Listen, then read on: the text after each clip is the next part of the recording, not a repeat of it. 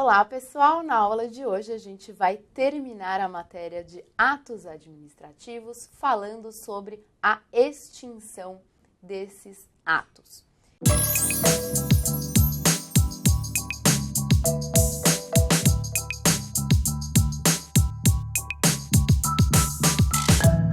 Pessoal, a extinção dos atos administrativos é a retirada desses atos do mundo jurídico.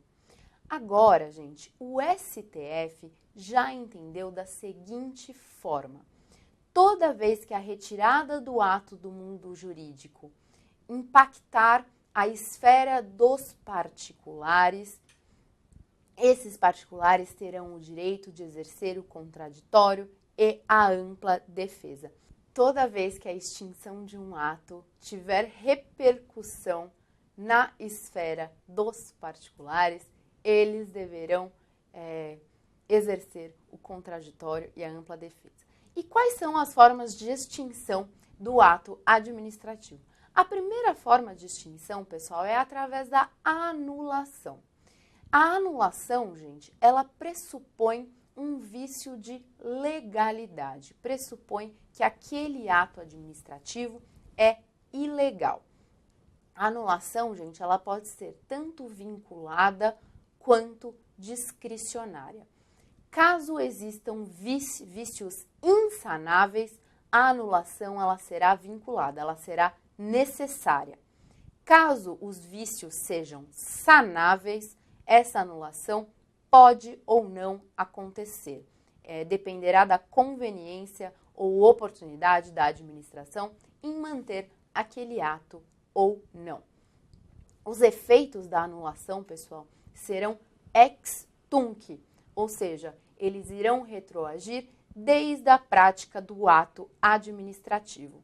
No entanto, aqui, pessoal, serão resguardados os efeitos já produzidos em relação aos terceiros de boa-fé, em nome da segurança jurídica, é lógico. E, pessoal, para que a administração pública anule um ato administrativo, ela deve respeitar um prazo de decadência. Então, existe um prazo decadencial para que a administração anule atos administrativos ilegais. Agora, prestem atenção. Esse prazo, ele será de 5 anos. Só que, pessoal, esse ato administrativo, ele deve ter sido favorável aos particulares. Então, a administração pública tem 5 anos para anular atos administrativos ilegais que tenham sido favoráveis aos particulares, salvo comprovada má-fé. Pessoal, caso tenha havido má-fé, esse prazo decadencial, ele não se aplica, tá certo? No entanto, se não houve má-fé, a gente pode dizer que, extinto o prazo, exaurido o prazo de 5 anos, é possível que se tenha um vício,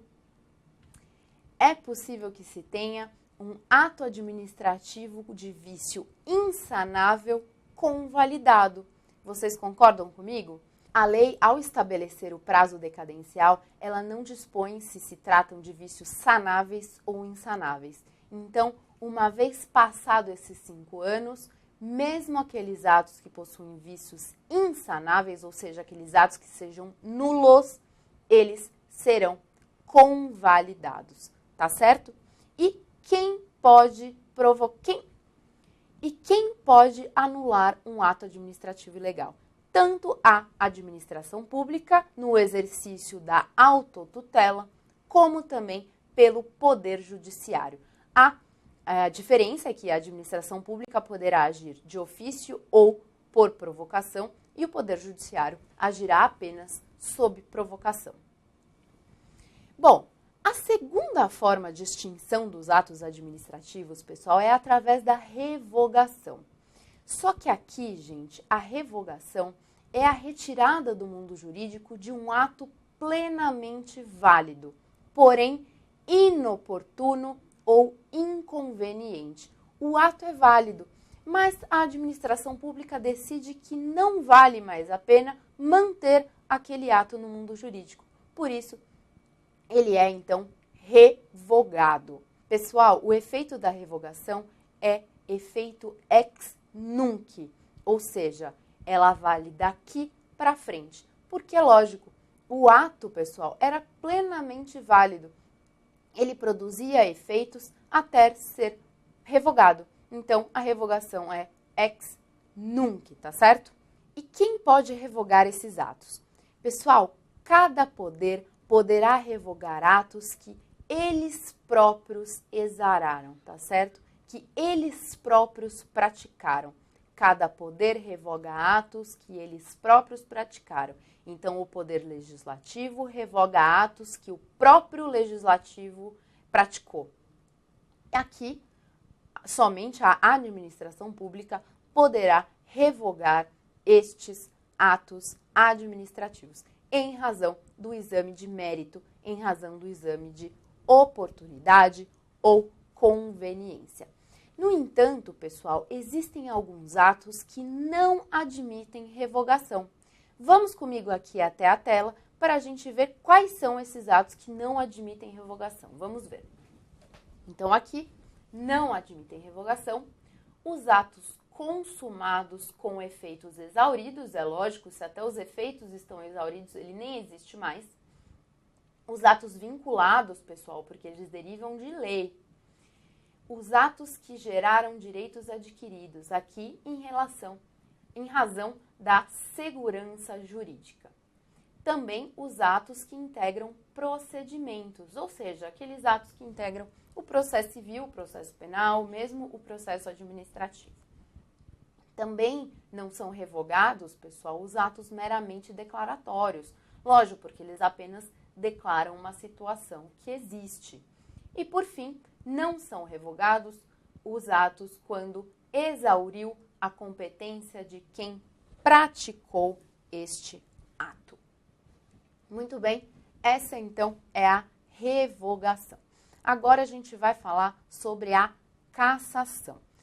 A cassação ocorre, pessoal, quando o beneficiário do ato administrativo deixa de cumprir condições necessárias para a manutenção daquele ato. Então, o beneficiário do ato não mais cumpre as condições para que ele possa estar no mundo jurídico. Vamos dar um exemplo aqui. Imagine vocês que o dono de um terreno obtém uma licença para construir um prédio de 5 andares perto do aeroporto. No entanto, ao invés de construir um prédio de 5 andares, ele começa a construir um prédio de 20 andares. Então, essa licença ela será cassada, porque aquele particular não cumpriu com os requisitos para que a licença pudesse continuar válida. Tá certo? Tranquilo. Agora, gente, eu vou conversar com vocês sobre a convalidação. Pessoal, a convalidação, ela é discricionária. Ela pode ou não ocorrer. Ela depende de um juízo de oportunidade da administração pública.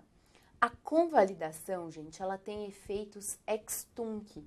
Ela volta, ela retroage desde a prática do ato, tá certo? Também, ela somente poderá ser efetuada por quem praticou o ato. A convalidação só pode ser efetuada por aquela pessoa que praticou o ato. Por fim, pessoal, eu vou falar aqui para vocês sobre a conversão. Isso aqui é um pouquinho chato de entender, mas eu vou tentar deixar bem claro para vocês, tá certo?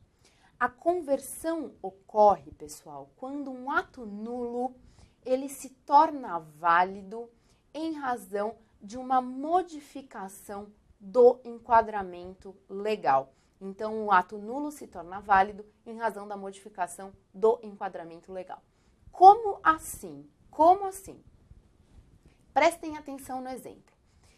Imaginem vocês que o servidor público, ele pode se afastar das suas funções, das suas atribuições, durante um certo período, através de uma licença não remunerada. Agora, pensem o seguinte, Existem dois tipos de licença. A licença A, que serve apenas aos... Agora pensem o seguinte, existem dois tipos de licença não remuneradas. A licença A, que serve apenas aos servidores efetivos, aqueles que prestaram concurso, e a licença B, que serve somente àqueles que ocupam cargo em comissão. Muito bem, suponha você que um servidor efetivo, um servidor concursado, peça para se afastar das suas atribuições. Mas ao invés dele pedir pela licença A, pessoal, ele pede pela licença B, tá certo? Apesar das licenças terem o mesmo efeito, que é afastar o servidor das suas atribuições, se fosse concedida essa licença B, ela seria nula, porque a lei diz que a B só serve para os cargos em comissão, tá certo? No entanto, pessoal, esse pedido errôneo do servidor público, ele será recebido como certo. Então, o pedido pela licença B, ele será entendido como pedido pela licença A, que é a licença correta. E aí, de um ato nulo, haverá um ato válido. Essa licença A, ela será concedida a esse servidor. Pessoal, a conversão aqui, ela funciona um pouco como o princípio da fungibilidade do processo civil. Então, essa, pessoal, é a convalidação. No entanto, existem alguns requisitos cumulativos para que ela ocorra. Venha comigo até aqui na tela para a gente ver quais são esses requisitos. Então, as condições cumulativas de convalidação do ato administrativo. O defeito deve ser sanável, lógico. O ato não acarreta lesão ao interesse público. O ato também não acarreta prejuízo a terceiro. E deve haver a decisão discricionária da administração em convalidar o ato ao invés de anulá-lo. Essas são as condições cumulativas para que haja a convalidação do ato administrativo. Bom, pessoal, agora eu vou falar com vocês um pouquinho sobre a conversão, tá bom? A conversão ocorre quando um ato nulo ele se torna válido através da modificação de um enquadramento legal. Então, o ato nulo se torna válido através da modificação de um enquadramento legal. Então, eu vou exemplificar para vocês. Imagine que um servidor público ele possa pedir afastamento de seu cargo, ele possa pedir afastamento de suas atribuições através de uma licença. Imagine também que dentro desse serviço público existam dois tipos de licença. A licença A, que serve apenas aos servidores efetivos, ou seja, os servidores que prestaram concurso, e a licença B, que serve apenas aos ocupantes de cargos em comissão. Agora imagine que um servidor concursado, um servidor efetivo, ele faça um pedido à administração pública para uma licença, só que ao invés de pedir a licença A, ele pede a licença B. Pessoal, apesar dessas licenças terem o mesmo efeito, que é o afastamento do servidor das suas atribuições, se a licença B for concedida a este servidor efetivo, ela será nula, porque a própria lei diz que a licença B somente serve aos ocupantes de cargos em comissão. Portanto, aqui, pessoal, o pedido errôneo do servidor efetivo, ele é recebido como certo. Aqui, ao invés de ser concedido a ele a licença B, como pedido originalmente, será concedido a ele a licença A. Entendeu-se o que ele queria, portanto, não é concedida a B, mas sim a A. O pedido errado é recebido como certo. Então, gente, a conversão, ela funciona mais ou menos como o princípio da fungibilidade no processo civil, tá certo? Na aula de hoje a gente encerrou a matéria sobre atos administrativos. Se você gostou, compartilhe para mim e eu espero vocês na aula que vem.